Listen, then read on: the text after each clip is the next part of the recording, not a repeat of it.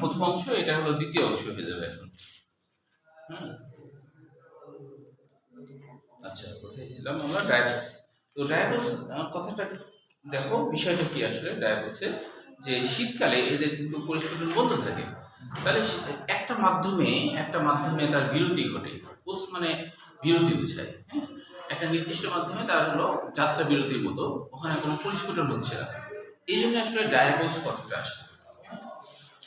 দেখো এখানে সংজ্ঞাটা কি বলছে ডায়াবোসের।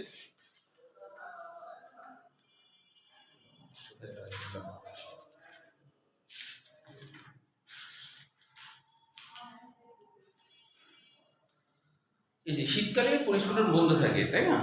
তো এই সময়কালটি ডায়াবোস নামে পরিচিত। একবারে প্রথম থেকে লিখবা, যেহেতু এটা ক্ষয়ের জন্য আসছিল, চট্টগ্রাম বোর্ড 22 সালে আসছিল, হ্যাঁ।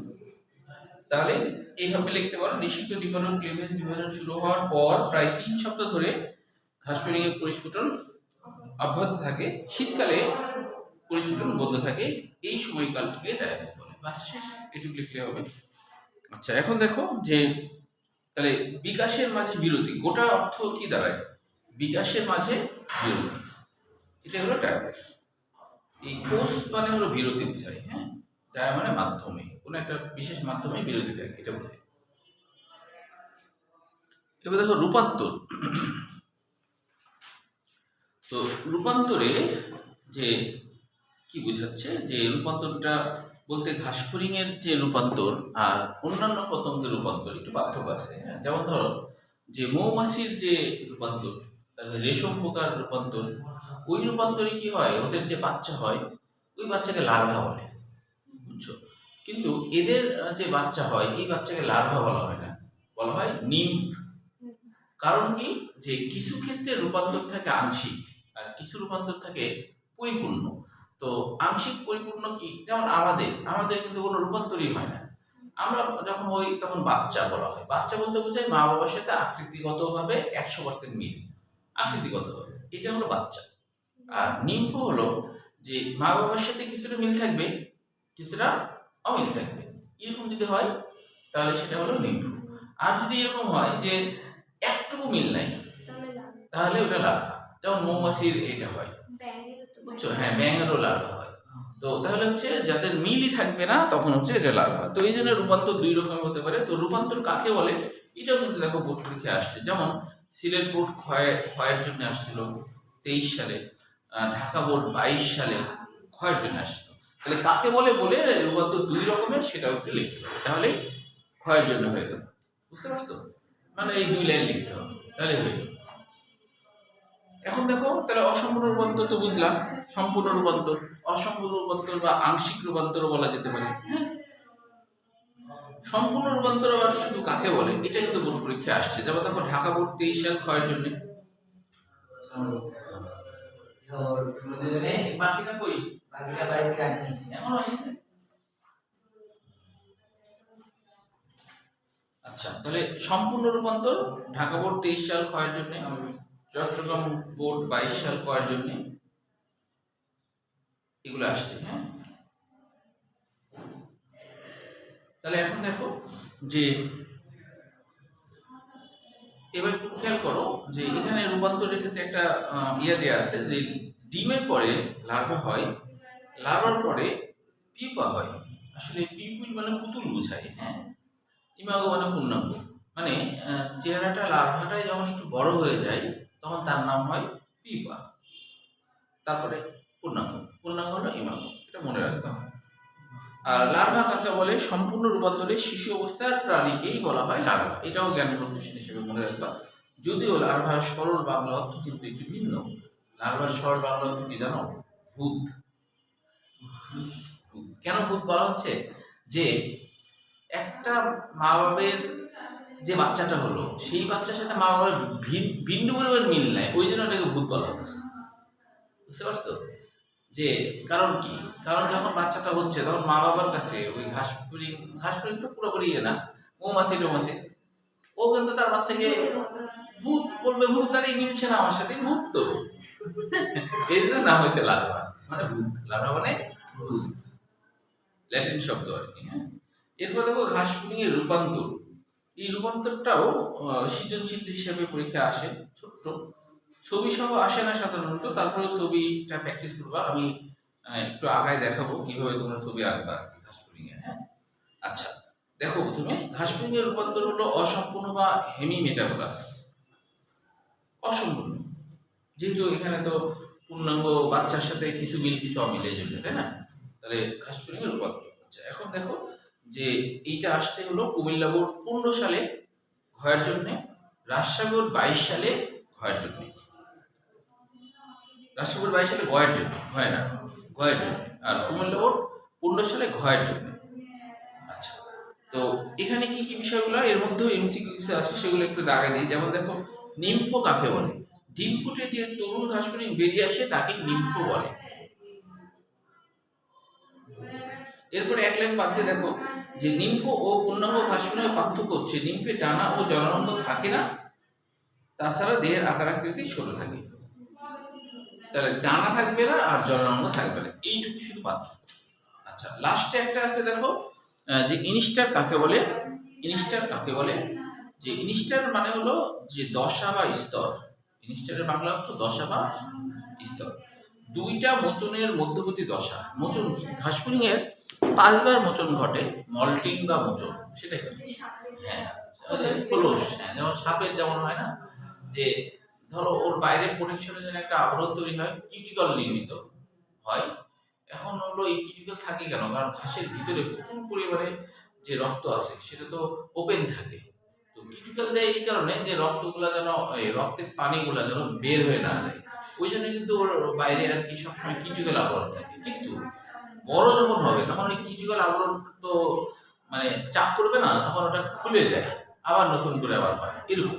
বুঝছো? এরকম 5 বার মল্টিং এর মাধ্যমে সে পূর্ণাঙ্গ ঘাসফড়িং হয়ে যেতে পারে, এটাই বলছে আর কি। তো এখন এটার তোমরা ছবি আঁকতে পারো এইভাবে যে মূলত প্রথমে ঘাসফড়িং আঁকতে পারলে অন্যগুলো তো খুব সোজা। ঘাসফড়িংটাই শুধু করে করে লিখতে হবে, যখন তুমি নিম্ন আঁকবা তখন ডানা দিতে হবে, এইটাই, তাছাড়া আর কিছু না। তো ঘাসফড়িং তুমি এইভাবে আঁকবা যে মনে করো এরকম করবা, প্রথমে বড় করে আঁকলাম, তারপরে এই জায়গাটা তো আমরা জানি এটুকু এটুকু প্রথমে আঁকলাম, এদের যে পুঞ্জানি এটা আঁকলাম, এটুকু আঁকলাম।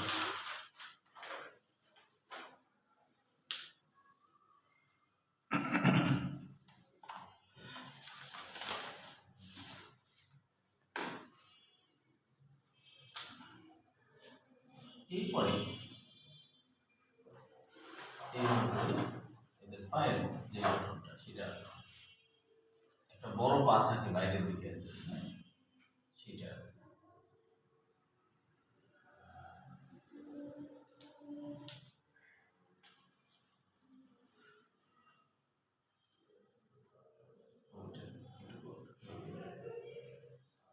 বড় পা থাকে।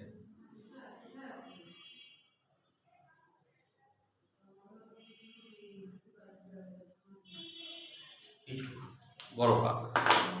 তারপরে এটা পাখনার অংশ বোঝানোর জন্য যেটা করবো সেটা হলো এই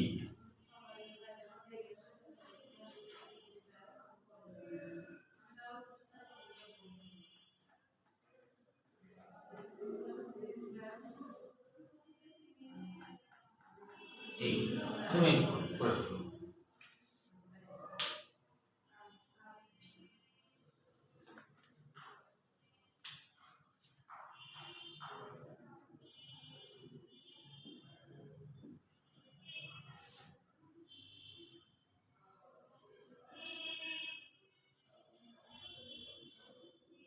ঘাসফড়িং তো 3 জোড়া পা।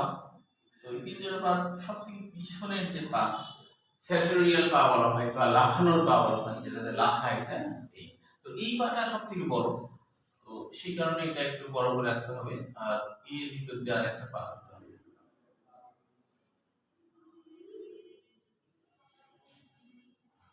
এর ভিতর দিয়ে আরেকটা পা। সেই পা এখান থেকে ধরো এইভাবে দেখো, মানে ওদিকে ওদিকে চলে গেছে।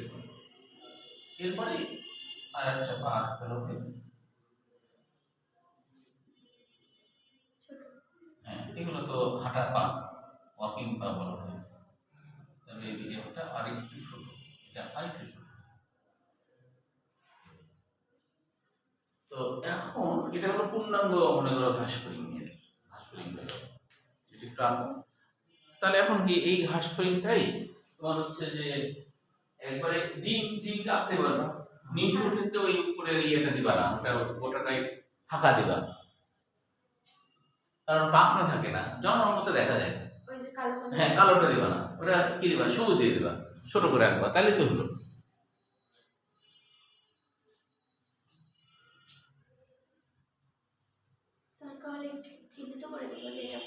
হ্যাঁ হ্যাঁ হ্যাঁ এই তাছাড়া আর ছোট একটু ছোট করে রাখবো, এই তাছাড়া বুঝছো? এটা হলো লাস্টেরটা ধরো আসছো, আগের গুলোতে পাখনা দিবা, তবে লাস্টেরটার আগেরটাতে ছোট্ট করে একটু পাখনা দিবা, একটু দিবা। হ্যাঁ, এই আর ডিম তো আঁকতে পারবা, ওটা তো সহজ, তাই না? তো এই ঘাসফড়িং আঁকতে পারলে দেখবে বাকিটা পারবা।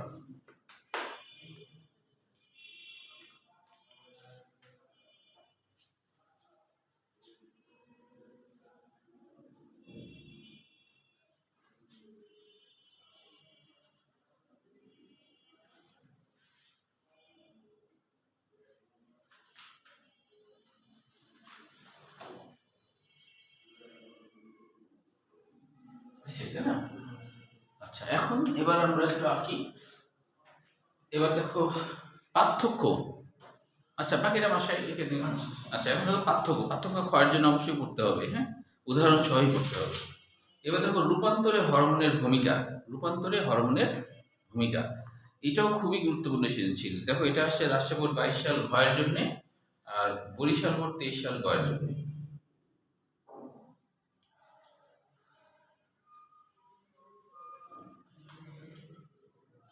লিখলাম। তাহলে এটা রাজশাহী বোর্ড 22 সাল ঘ আর বরিশাল বোর্ড 23 সাল ঘ। এটাও গুরুত্বপূর্ণ সৃজনশীল। দেখো এখানে কি বলছে, এটা একটু লাইন বাই লাইন আমরা বুঝবো। এখান থেকে মেডিকেল অ্যাডমিশনে একটা কোশ্চেন আসছে, সেটা হলো 3 নম্বর পয়েন্টটা, যে মেডিকেল অ্যাডমিশন 21 সালে আসছে। সেটা কি, করপারা এলাটা। হ্যাঁ, যে এইটা আর কি, এই যে হরমোন, এই যে গ্রন্থি, নিম্নদশায় এই গ্রন্থি থেকে কোন হরমোন নিঃসরণ হয়, এইভাবে আসছে। তাহলে হলো জুভেনাইল হরমোন। জুভেনাইল মানে কি জানো? আচ্ছা, তার আগে অন্যগুলা বলি। দেখো প্রথমে আছে ইন্টারসেরিব্রাল গ্রন্থি।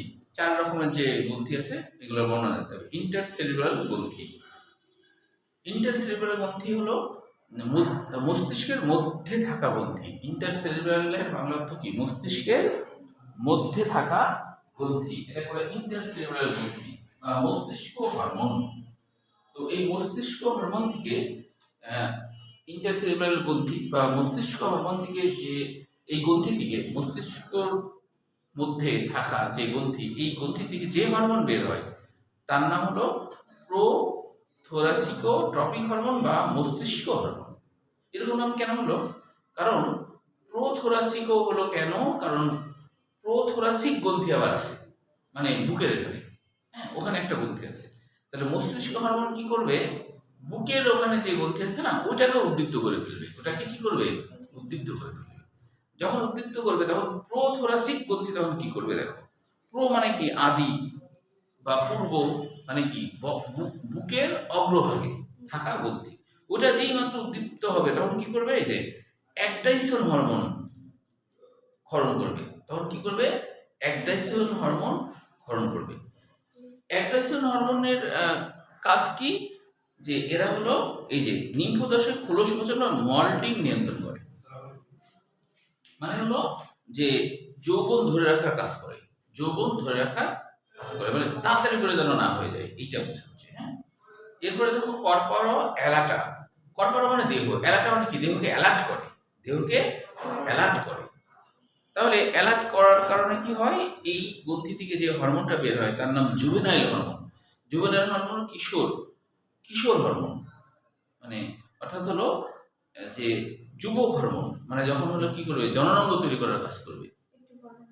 হ্যাঁ, একটু বড় হলে, ওই জন্য এর নাম হয়েছে যে যুবক হরমোন, মানে যুবক বানানো মানে কি? জননাঙ্গ তৈরি করার কাজটা করবে। হ্যাঁ, তো সেই জন্য বলছে এই হরমোন কি করে? যে প্রাপ্তবয়স্কে কর্পারাটাতে গোনাডোট্রপিক, গোনাড মানেই হলো জননাঙ্গ, গোনাড মানে জননাঙ্গ, শুক্রাশয় ডিম্বাশয় গোনাড বলে, হ্যাঁ। তো হরমোন নিশ্চিত হবে যা প্রাপ্তবয়সে জননাঙ্গের পরিণতি ঘটায়। আর অ্যান্ড্রোজেন মানে হলো যে যৌবন ধরে রাখার জন্য যে হরমোন, হ্যাঁ, বা যৌবনকে ধরে রাখা বা যৌবনকে বাধা দানকারী যে হরমোন, ও করবে কি ফটাফট যেন বড় হয়ে না যায়, হ্যাঁ, দেখভাল করবে, নির্দিষ্ট সময়ের মধ্যে যেন মল্টিংটা হয়, এটা দেখভাল করবে আগেরটা, বুঝছো। লাস্টেরটা কর্পোরা কার্ডিওকো, তার মানে কার্ডিওকো মানে হার্ট, যেখানে হার্ট থাকে, তাই না, হার্টের দুই পাশে থাকে এইটা। আর কর্পোরা মানে দেহ, দেহ। তাহলে পশ্চাৎগ্রন্থির গ্রাসের দুই পাশে হতে এই গ্রন্থি গ্রোথ হরমোন নিঃসরণ করে, এই হরমোন দেহের বৃদ্ধি ঘটায়, ওই জন্য নাম হচ্ছে কি কর্পোরা মানে দেহ, মানে দেহের বৃদ্ধি ঘটায় যে হরমোন। এই চারটা হরমোনেরই কিন্তু গঠন বর্ণনা করতে হবে, ঠিক আছে। আচ্ছা, পার্থক্য সৃজনশীলের জন্য অবশ্যই গুরুত্বপূর্ণ, আর ভাষার অর্থনৈতিক গুরুত্ব আসে। অধ্যায় যেহেতু শেষ, তাহলে পরশু দিন থেকে আমরা পরিপাক ও শ্বসন এটা শুরু করব, ঠিক আছে। তাহলে এই পর্যন্ত থাকলো।